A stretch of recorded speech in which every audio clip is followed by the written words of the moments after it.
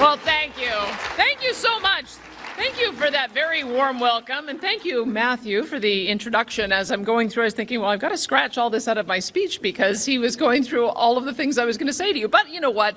I may as well repeat them because we do have an incredible record of success, and it is such a pleasure to be back at Canada Strong and Free Network Conference, surrounded by so many passionate Conservatives from across Canada and from around the world. I'm not sure how many times I've had the honor of being on this stage, but it seems like I've been here year after year.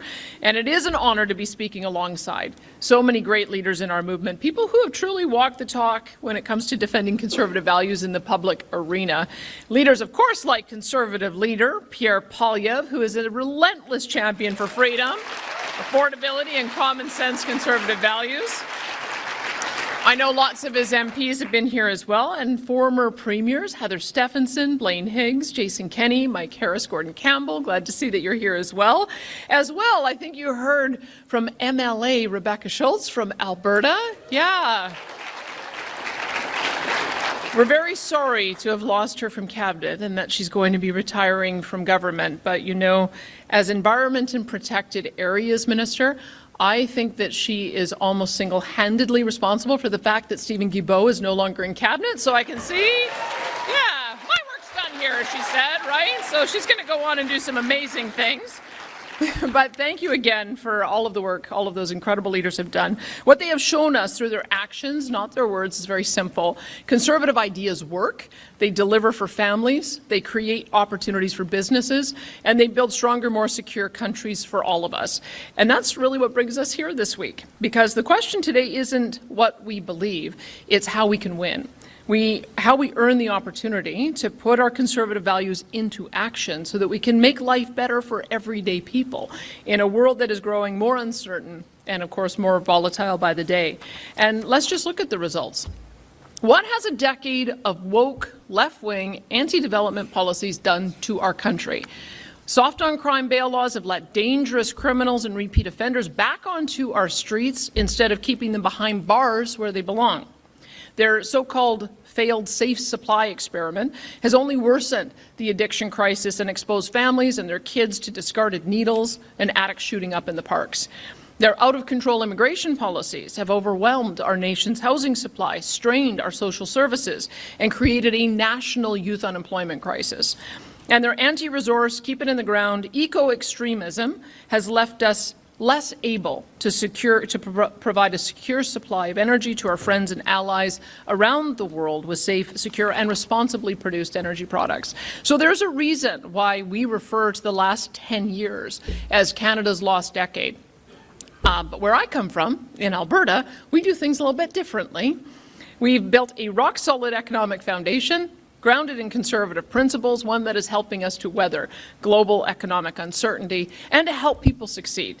And we're staying true to the ideas that have always made Alberta a beacon of hope and opportunity, even when the world feels a little bit dark and uncertain. Hard work, personal responsibility, freedom. These are the values we live by, and we stand by them, no matter what pressures we face. Guided by these values, we've made Alberta one of the most business-friendly environments in North America. Our UCP government, under my predecessor Jason Kenney, cut Alberta's corporate income tax rate from 12% to 8%, making our combined federal-provincial tax rate the lowest in Canada by about 30%. Yep.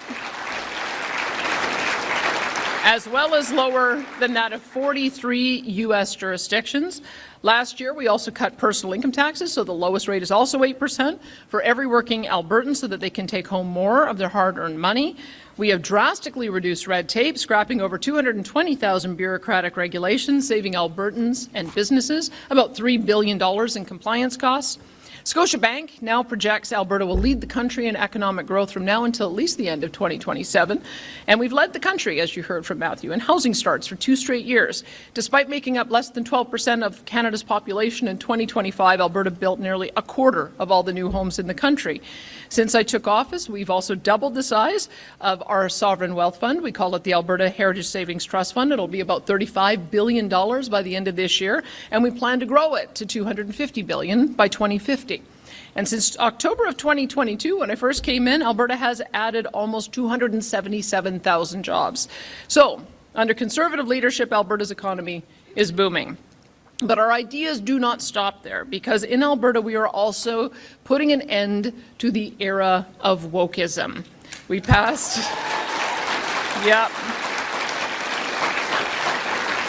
we passed the Jordan-Peterson law to create principles of neutrality that prohibit professional regulatory bodies from punishing individuals based on their personally held views or political beliefs.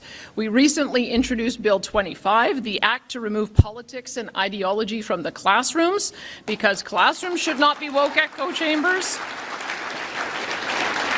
We think schools should be places of learning where students are taught how to think, not what to think, and where diverse viewpoints are presented fairly and without bias. Yeah.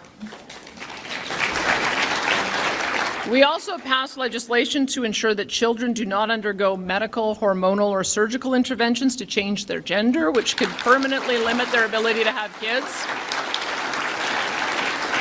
It's why we will protect women and girls in sport, and it's why we'll ensure parents are always informed about the issues that are going on with their kids. And instead of letting charter challenges stall these laws in the courts, leaving children at risk, we did invoke the notwithstanding clause, because when we said we would use every legal tool to protect kids, we meant it. Yeah. On top of that, we introduced legislation to ensure sexually explicit graphic content is kept out of school libraries, so that, pornographic images are not getting into the hands of 7-year-old kids. I just can't believe the left pushed back so hard against us on that one. It's bananas. In Alberta, we also rejected the safe supply of taxpayer-funded drugs. Instead, we're prioritizing recovery and treatment to ensure the vulnerable get the support that they need. And while the courts have weakened the guardrails around MAID at an alarming rate, Conservatives know that when it comes to something as serious and irreversible as medical assistance in dying, there have to be clear safeguards, strict oversight, and real protection for vulnerable Albertans. And that's why Alberta introduced legislation to prohibit MAID for those under 18 and for those whose sole condition is a mental illness. You may have heard we will also not participate in the federal government's gun grab program. Yeah, we've instructed our police services and our Crown prosecutors that this is just not our law enforcement priority. We want them going after real bad guys. In fact, if anyone is trying to take away Albertans' guns who is not licensed as a seizure agent by Alberta's chief firearms officer, they could actually be arrested. So, yep. And in Alberta, we also passed the Provincial Priorities Act to ensure that funding from Ottawa is spent on our provincial priorities instead of on virtue-signaling political programs and pet projects.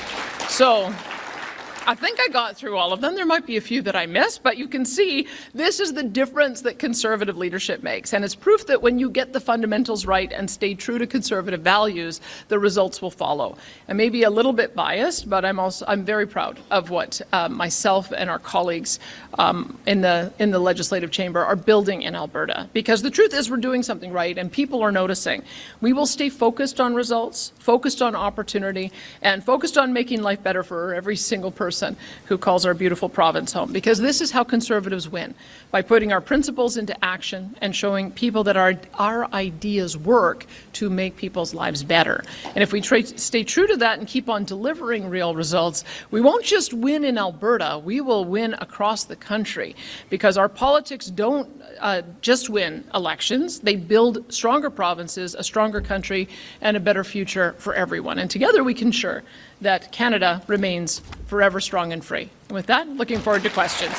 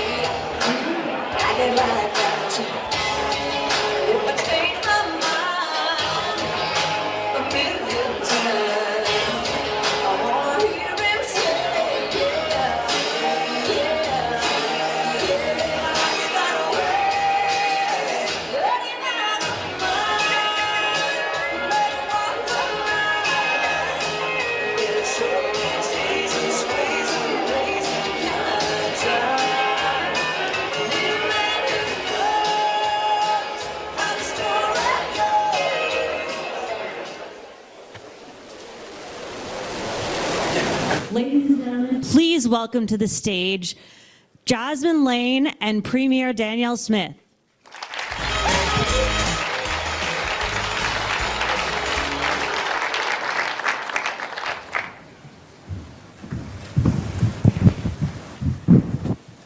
My goodness, I can't wait to read the comment sections after that speech. You did? Oh, this is Chatham House rules, isn't it? Oops. Premier Smith, of course, it's really nice to see you. It's good to do this in person one of these days. It's been too long. But you mentioned a number of things there that, you know, many people in this room at the very least would think that's common sense. It's our values. It's who we are. However, it's met with a lot of pushback. And so when I reference the comment sections, you know, how do we go about making these common sense things common again, as far as you see it? Well, I can tell you one of the things that we've taken in our approach is that we do try to be very thoughtful when we know we have to tackle these issues. I think what happened is the left went so far off the rails that us bringing it back to the center is actually welcome by most of the people in our province. And so we don't try to overcorrect. We try to find out where people are at and say, where did they go too far? And let's try to bring it back to something that is sensible. And so I've always found that when you do something, we call it, we kind of are used to being the pointy end of the spear. And so when you go out first, the first reaction is the total freak out, right? That's what you expect the media and those who are on the left to do. And then the second reaction is some of the thoughtful commentators will say, wait a minute, I think there's a point here. And then by the time you get to the third reaction, that's where you have it settle out, knowing whether or not you hit the right spot. And part of the reason we keep going is we keep seeing that the people are behind us. And so there may be other things that we have to identify and we'll have to advocate for. But I would just encourage leaders in the Conservative movement in other provinces to do the same thing. And the calibration is a little bit different in each province. Conservatism, as we know, is a little bit different in Nova Scotia and Ontario than it is in Alberta. But I think every single premier, and we've got 7 of them now at the Conservatives, I think every single premier has now got a little bit more room to start moving on some of these policies, and I hope they do. About a year ago or so today, you were feeling much more optimistic about the dealings with the new Liberal government. I saw that you had visited with Mark Carney while you've been in town here. So do you still have that same opinion, or where are you at these days? Well, I was feeling less confident before I saw the Prime Minister. I'm feeling much more confident that we're going to be able to finally land the MOU, and to do so before we submit our proposal to the Major Projects Office for a new pipeline to the west coast of BC. A lot more confident.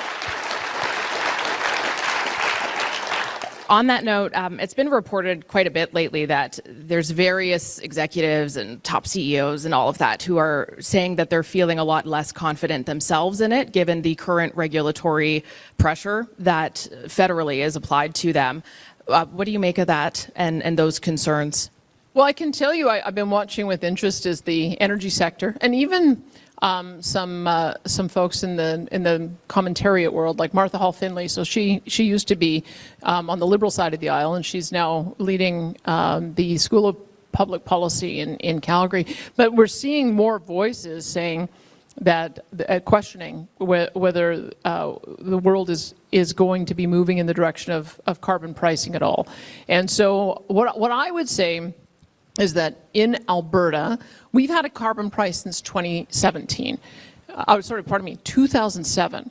And part of it was to stimulate some of the research and innovation and technology that we now have deployed in Alberta. We've got carbon capture, utilization and storage at scale. We've got geothermal. We've developed a lithium market. We're investing in hydrogen projects, in bitumen advanced materials, and various other things, all because of the framework that we've set up. And so we just don't want that framework messed with.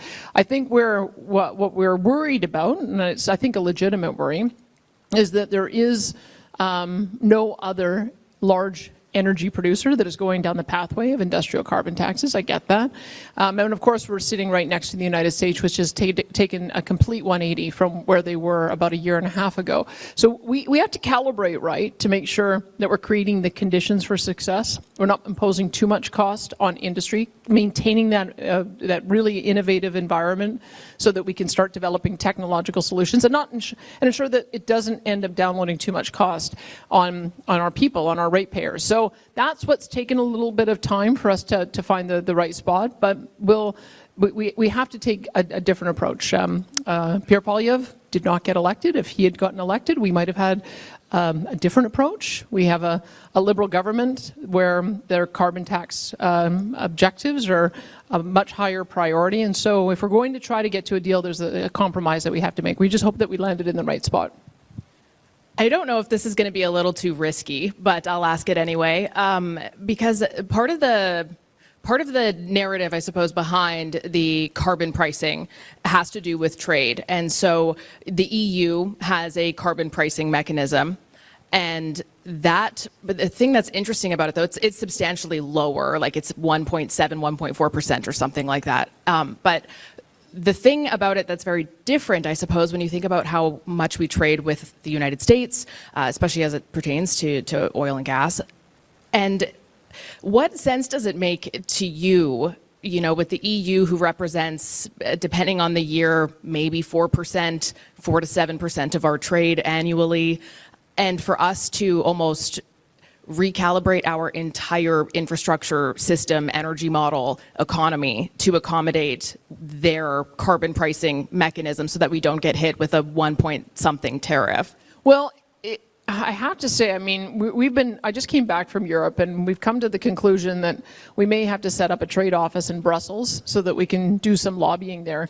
We had gone to Bavaria, and I don't know how Germany, I know that there's a German representative in the room here, and we're sort of probing how is Germany going to make this happen. They are the engine of the European economy, but they don't want coal, they don't want nuclear, they don't want natural gas, but they still want to be able to grow. Like, you just can't, there's something's not computing here. You can't grow your economy on wind, solar, and batteries. And so they haven't started having, I don't think, that very important conversation yet, the way we have in Canada. And so that's why, even though we may not be able to get everything that we want in this negotiation, it's a heck of a lot better than what we were facing under Justin Trudeau, who wanted us to go to a $170 carbon price by 2030, wanted an emissions cap, which would have shut in 2.5 million barrels of Alberta oil, and wanted a net zero power grid where if you didn't have your power grid 95% abated by 2035, the executives would go to jail. That was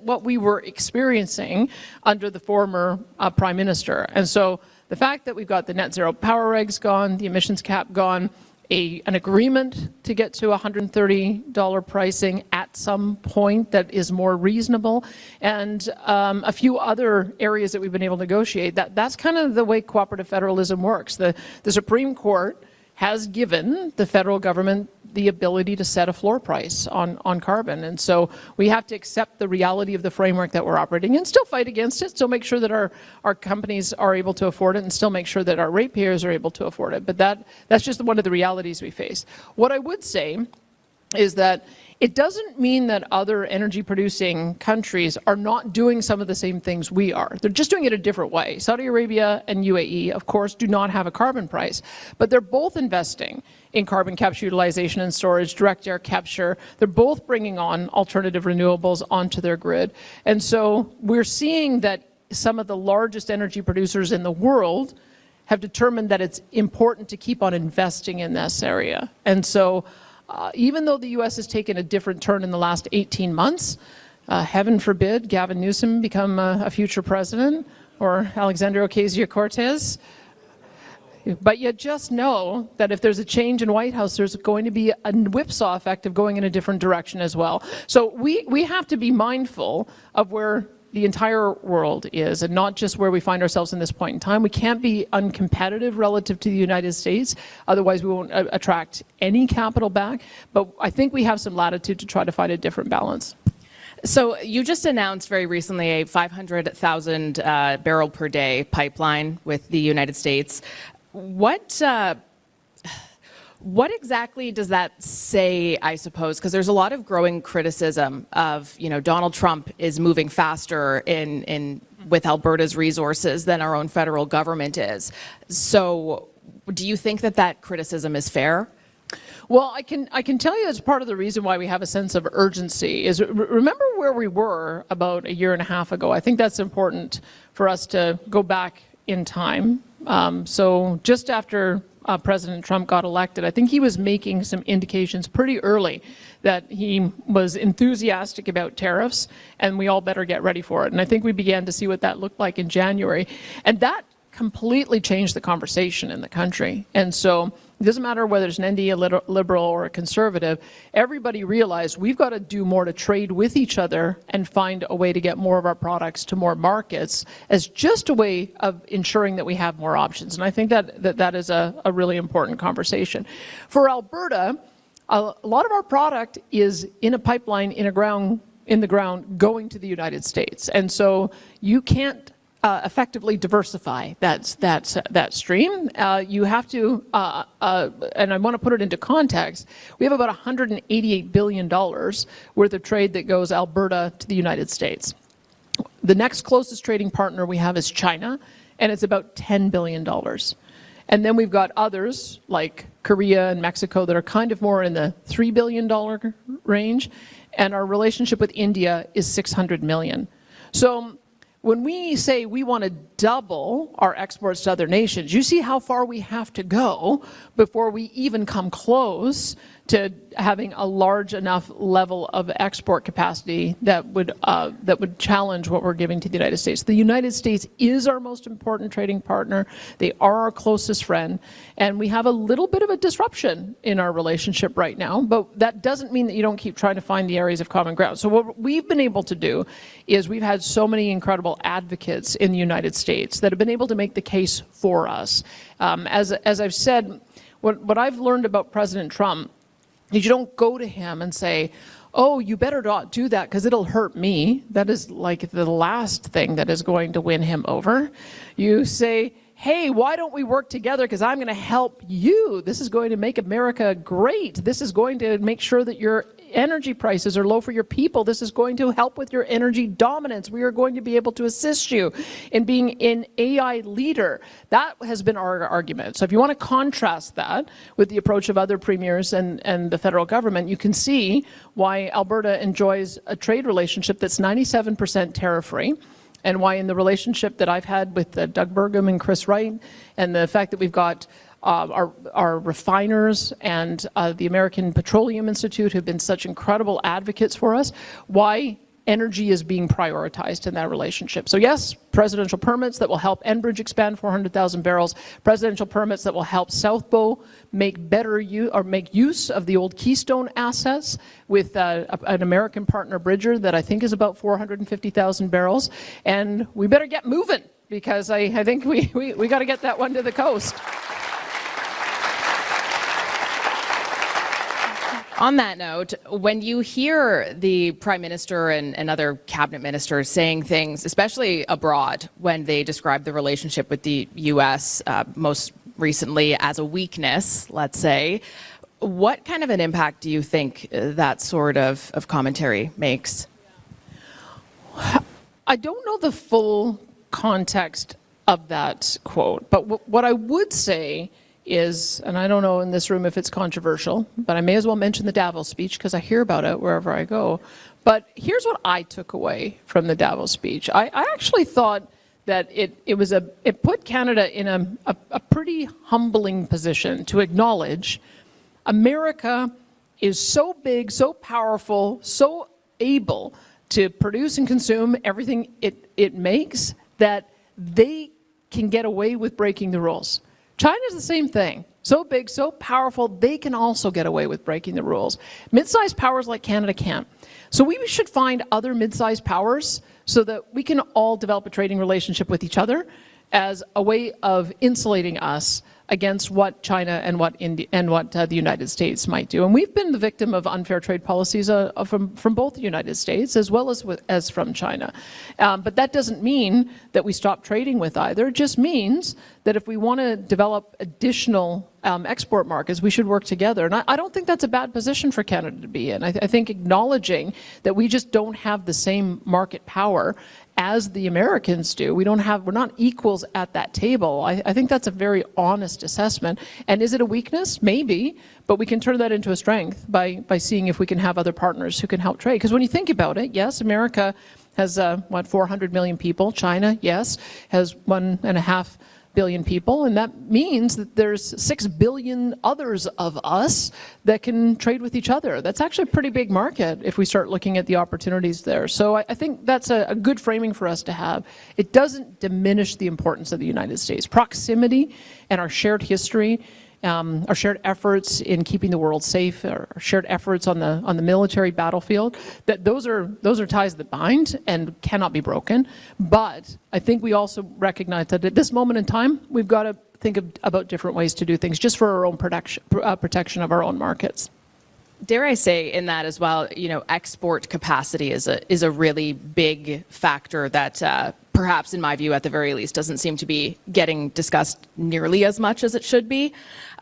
You've been speaking a lot lately. You're a busy lady, but you've been, in London, Sweden, Germany, and what are some of your biggest takeaways, the things you're learning about perhaps where Canada stands amongst some of those other nations, what it is that they want, what we can offer, where that's all going? Well, it turns out there is a business case for exporting Canadian you don't energy. Say. I can't. You'd be surprised. There actually is. But the question is, how do you get it to market? And so because I'm in Eastern Canada, let me frame it from that perspective first. So in Western Canada, our orientation is more north-south and more to Asian markets. It's just, again, when I say proximity, this is why when we talk about building a new pipeline, either to the south or to the west, it is because if we get to somewhere around Port of Prince Rupert, and a deep water port, we can get to Asian markets within 8 to 10 days, which is about 15 days less than the Americans when they have to go through the Gulf Coast and the Panama Canal. That is why getting to the West Coast is so important to us and gives us such a huge advantage. So when I'm talking to Asian partners or to European partners, and we start talking about what are the ways in which we can get energy to their markets, well, you can export through the Gulf Coast and sell directly to those European markets. In fact, Poland does buy Canadian gas from that exact route, and so we can develop mechanisms to do that. You'll see that my friend Tim Houston in Nova Scotia has opened up his natural gas market. I think there's 8 different companies that are going to be helping him looking at building out that drilling, which is amazing because that's a more direct shot, not only to help him with his own energy needs, but also to Europe. I think that also if we can convince our friends in Quebec that they should develop East Saguenay, which was almost permitted and ready to go, that would be another way that not only could they wean themselves off the reliance of American natural gas, maybe earn a revenue stream to wean themselves off their reliance on equalization as well, which I have an interest in. But then also be a central player to providing natural gas to European markets. And then of course there's the Churchill proposal, which I think coupled with icebreakers has the potential to have exports going up and over, not only serving our coast but also going onto Europe as well. So there's lots of different projects, I think, that would allow us to get there. And so those are the constructive conversations that I have when I go abroad. I talk about Alberta's opportunity, what the pathways might be, but I also promote the ability of our eastern neighbors to be able to fill that demand as well. There are also some nations, and this is again maybe more of an Asian conversation, that if they're energy insecure, they're also food insecure. And so that is just a perfect partnership for us, so that if we can create a pathway of having 24/7 energy going to those markets and build those relationships, now we can also send over beef and pork, we can send over canola and other grain products, and that benefits all of our Western farmers as well. The issue of critical minerals and being supportive of each other so that China doesn't corner that market, that is a really important conversation that we're all having as well. We've got about $1 trillion worth of lithium in our brines in Alberta that we're now developing out, and that is also of great interest. But every single province and territory has a wonderful value proposition about critical minerals, and we have to develop the processing capacity. So those are the conversations that are taking place with Europe. I think they're very constructive, but I do think that it's the provinces in Central and East that are a bit better positioned to be able to do that, but we'll lend a helping hand. Anyone who wants to build some pipelines to help get our product to market, we're happy to work with them. So I guess you could say that Prime Minister Mark Carney is correct when he says that we have what the world wants. The difference is that we just have to have the desire to give it to them. What exactly is there right now? It's been about over a year, and what is there so far that has been done that maybe doesn't get reported enough or that still needs to be done so that we can actually become all of the things that we've been told we could be? So from my perspective, the fact that the Major Projects Office got set up is it's a good first step, because most of the projects on that list are the kind of things that are hard to build and have been hard to build historically, whether it's mines or whether it's LNG or whether it's some other product like that. And it's very interesting to me to see that even NDP provinces are putting forward mines for development. That wasn't the case a year and a half ago to any great extent. I mean, as much as the oil and gas industry has been demonized, the first industry that got demonized was the mining industry. The Fraser Institute, I think, has been doing a mining survey going back to when I was an intern there in the 90s, and they were talking about how terrible the mining investment climate had been growing in Canada. So I think that is one area that we've already seen a step change improvement in. I think the fact that we've seen Tim Houston take a very courageous step in ending the frack ban, which had been in place, I believe, in his province for 15 years. It's incredible. The fact that we've now got a Conservative Premier in Newfoundland and Labrador who is going to get Bay du Nord restarted. I think that's also an incredible step. For us, and I think for Albertans, they do want to see a commitment to getting a pipeline built to the BC West Coast, because that's going to be an indication for Albertans that Canada can work. We know that we can sell to the United States. It's a little more complicated when you end up with a Democrat in the White House, as we discovered when we thought we were going to be building a pipeline down there, and we ended up getting the permit pulled. But we know that we can build to the United States. We need to have confidence that we can build across the country, that we can work with our friends and neighbors in BC, and we can work with our friends and neighbors in Eastern Canada, and that Canada's all in this together.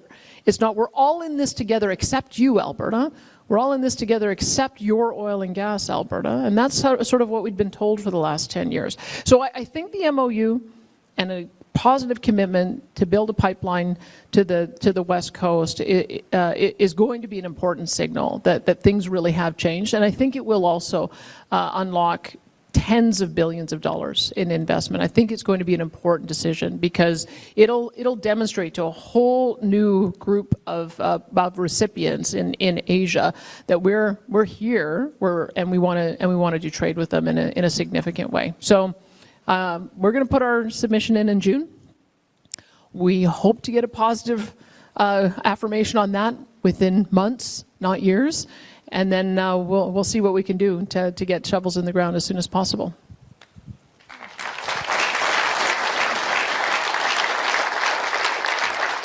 Obviously, it's no secret that it's predominantly in Western nations, at the very least, and a lot of people who are a part of the same forums and ideologies, that energy has been so demonized for these various alternatives, which in and of themselves are not bad by any stretch. Most of them do also require the traditional forms of energy to run. But what is a piece of the equation here in terms of people who do vilify that a lot, and a piece of the puzzle that they're maybe not considering when it comes from the jobs created, the income, as well as just the economic impact as a whole? And I think arguably right now Canada's in a place where we seem more unreliable than peer nations as it comes to these sorts of projects getting approved. And so what is the positive that would come from us truly getting to work on this? Well, I think we have to realize that there just isn't a replacement for fossil fuels on the scale that they're talking about. I think that the mindset of the eco-extremists for a lot of years was it's wind, solar, batteries. Alberta, that's what you've got to build out. I know that in other provinces, I mean, Ontario's 60% nuclear, and has really been, I think here in New Brunswick, have really been the only ones who've been able to make a breakthrough in bringing power of that nature onto the grid. Hydroelectric, that's great for Newfoundland and Labrador and for Quebec and for BC and Manitoba, but we don't have those resources, and so this is why the federal government cannot be trying to manage the electricity grid from Ottawa. This is why a constitution gives electricity to the provinces to manage, because you cannot superimpose some idea of how these grids should actually work. So that is the education process, is what is the replacement. Heat pumps may be great in areas that never go below -20. I can tell you that it gets below -20 in a lot of parts of the country, including one guy I was sitting next to who lives in Nunavut, and he said it got down to -62 in his area, and they had to cancel work for 5 days because people would go outside and freeze to death. So there's just certain types of power and fuel that do not work in our harsh, distant climate. And so I think having a reality check about all of that we have to be able to use fossil fuels as the only available alternative, or literally people die. I mean, I'm not wanting to overstate that, but we had a power grid failure, near failure, in January of 2024. It was -30 outside. It was 5 o'clock at night. There was no solar. After -30, you have to turn down the wind turbines, otherwise mechanical failure will happen. And we were facing a situation where if people didn't power down, we were going to have rotating blackouts of 20,000 people at a time, not able to make dinner for their kids or do homework with them, and not knowing when the lights were going to come back on. So that is the absolute reality of what we face in Alberta. And heat pumps and solar and wind and batteries aren't going to cut it. We have to use traditional fossil fuels. So that is the recalibration that we need to have. We're all for developing new technologies. Let's see if we can get some small modular reactors. Let's see if we can get some cost-effective large nuclear reactors. Let's see if we can develop geothermal technology so we've got better baseload power and heating. We're all for trying to find these new alternatives, but this is the reality conversation that we have to have, is that there are just certain conditions that we have in Alberta that are just not conducive to anything other than fossil fuels, and we have to embrace that. Find ways to reduce emissions and lower the impact on the environment, but let's be realistic about the impact and the need for us to continue to use this vital energy source. Premier Danielle Smith, thank you very much. We're done. All right. Thanks, Jasmine. Thank you. Thanks, Jasmine.